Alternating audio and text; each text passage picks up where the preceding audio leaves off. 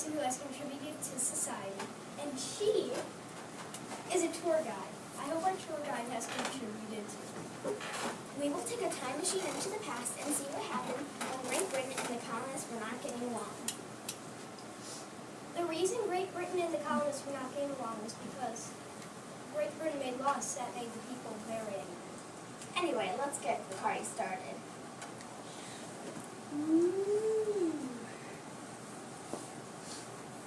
French and Indian War.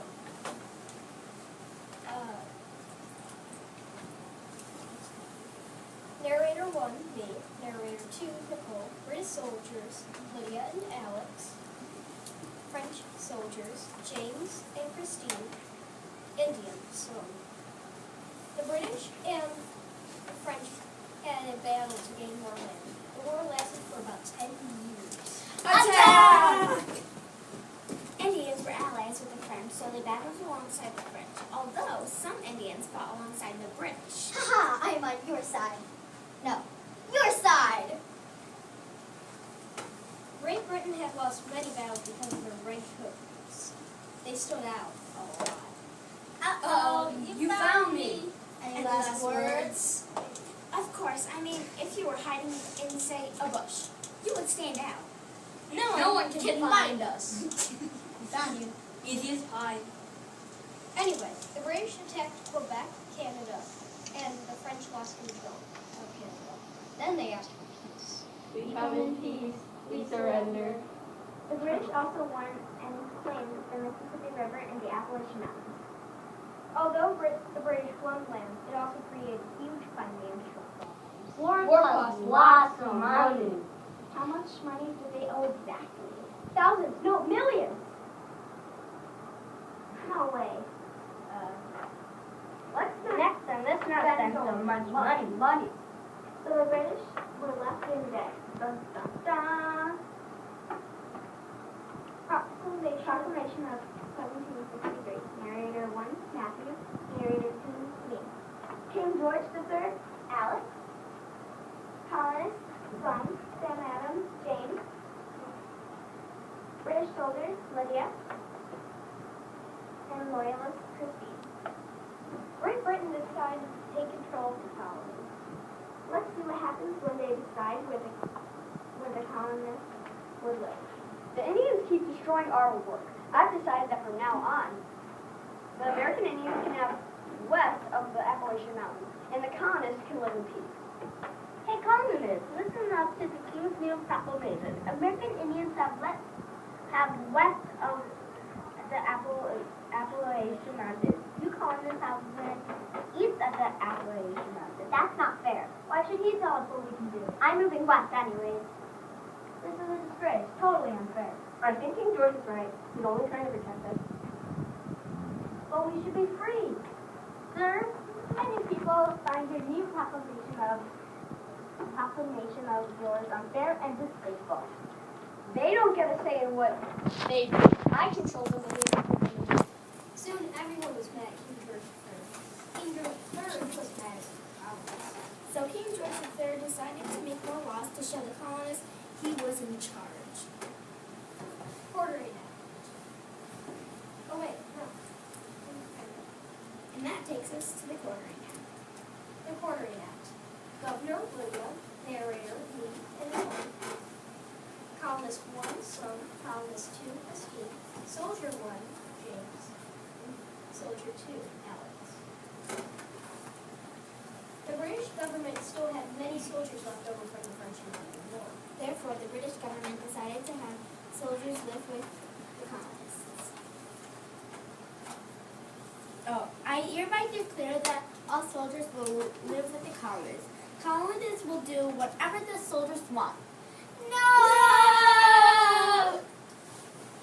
The colonists didn't like this new law. No.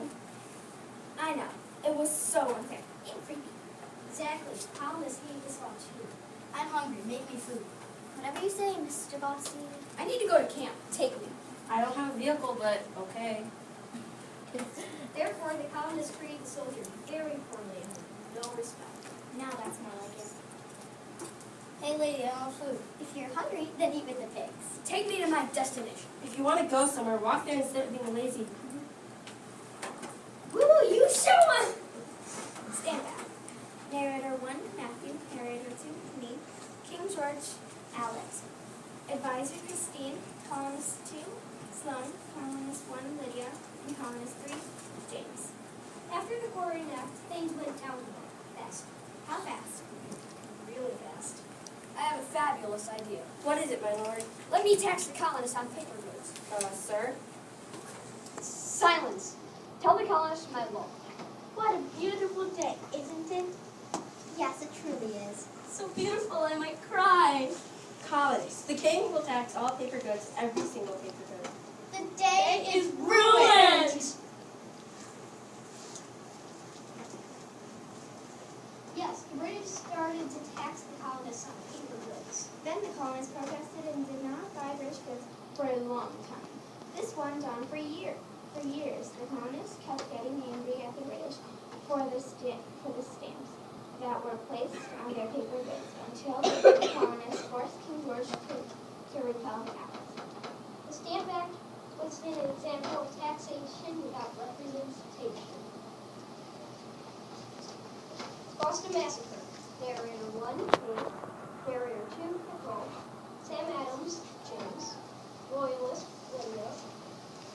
Soldiers, Christine, Alex, and Susan. On March 5th, 1770, Boston citizens were walking on their citizen rights. As they passed the customs house, Captain Thomas Preston and seven other soldiers were grouped there. Yeah.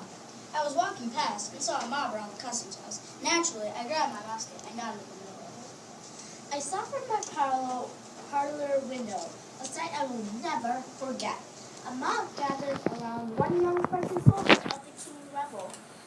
Rebel colonists were throwing chunks of snow and ice at the young redcoat. Oh my, things are really heating up now. It sure is, yeah.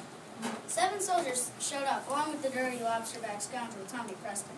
I was in the center of it all, shouting at the bloody backs. Suddenly, a flash of red light, a bang, and then it was all over. 5 men laid on the ground, too far gone to save. I called Joe Warren, but he said it was too late. No! The Boston Tea Party. Matthew, narrator 1, Nicole, narrator 2, King George, Alex, colonist, Sloan, Sam Adams, James, outcast, Lydia, advisor, Christine. The drink tea was very popular all over Boston. I love tea. Your Greatness, we should put a tax on tea. I am going to put a tax on tea. Brilliant. That's unfair. No, it isn't. Come on. Let's show them.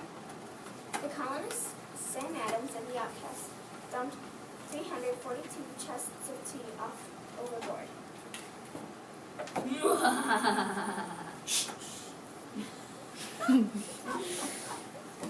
What have you done, fools?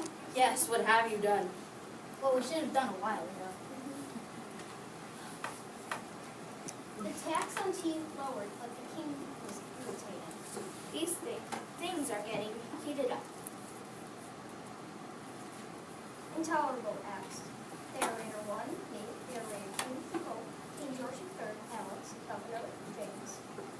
Colonist, Sloan. Leader, Lydia. King's advisor, Christine. After the tea party, Parliament passed several laws. Of course, the colonists found these laws unfair, intolerable, if you will. I have an idea for the Parliament. Let's make laws, and call them the Coercive Acts. This way we force or coercive the colonists to obey us. Wonderful idea, Your Greatness. Yes, I truly am amazing, aren't I?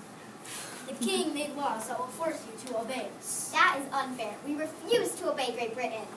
Once one act closed Boston Harbor. My job, my money, I have nothing left.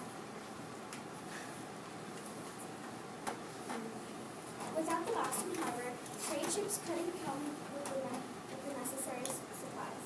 Many colonists in Boston lost their jobs. Now that I don't have a job, I can't make money.